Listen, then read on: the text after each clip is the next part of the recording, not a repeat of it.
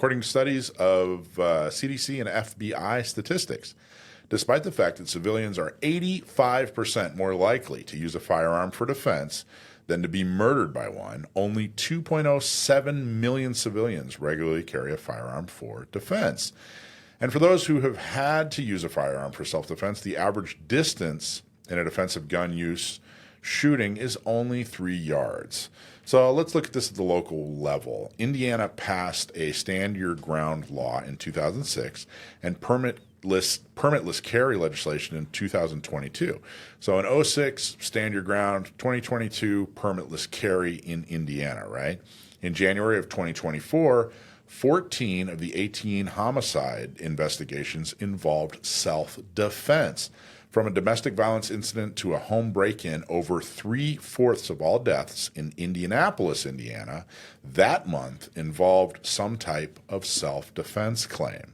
If you want fewer victims, make it easier for civilians to own, train, and carry. And like we always say, get a gun, get training, get a permit, and carry everywhere you go. And that is your gun truth of the week. What do you guys think about the gun truth of the week this week? Once again, I agree completely. Yeah.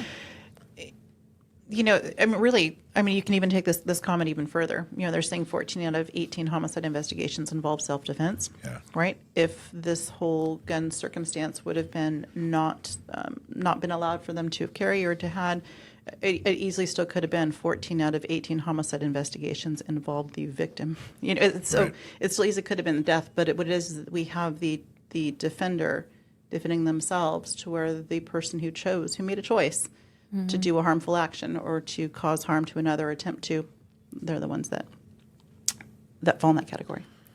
Well, and I think like statistically, we see that folks on the other side of the gun debate would use those 14 homicide investigations and lump them in with all of the other gun violence statistics to show how bad gun use is. But when you really dive deeper into those statistics of how many people are being shot every year, and you take out, you know, things like suicide and self-defense use of a firearm, you really are left with just the amount of gun violence that can't be solved with laws. There's no law that you're going to change that's going to make a criminal not use a gun to shoot somebody, right? So when we actually look at that number, that's kind of telling us what's left over for self-defenders to change. You know, if we had more concealed carry permits, we had more people using firearms for self-defense, I think we would actually see a similar number of homicide investigations, but more of them would be self-defense and innocent people living.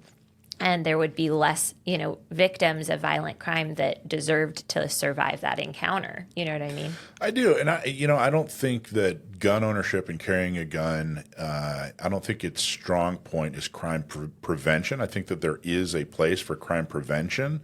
I think that criminals, like you say, are going to, you know, do criminal things. That's why they're criminals.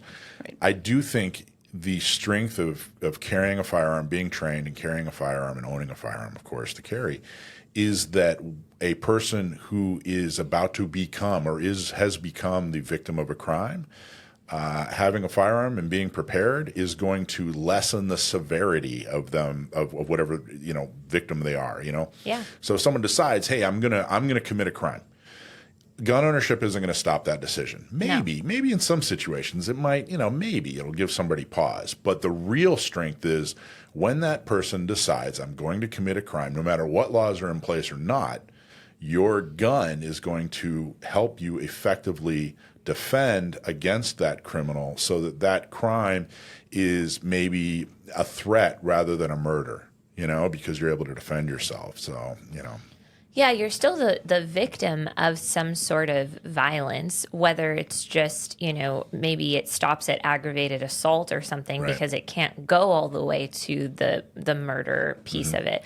But that person still, I mean, if these are being sought out as self-defense cases and they actually turn out to be self-defense cases, you know, that means that person was in fear of death or grave bodily injury. And what an awesome honor and privilege in all of this that we have, that we can actually defend our lives against bad guys without, without the fear of going to prison in these cases, that we have good self-defense laws that allow that. There's some places that actually don't let you defend yourself. Like Australia has crazy laws about not being able to save your own life in an attack. It's insane. It is insane. So, amen to that.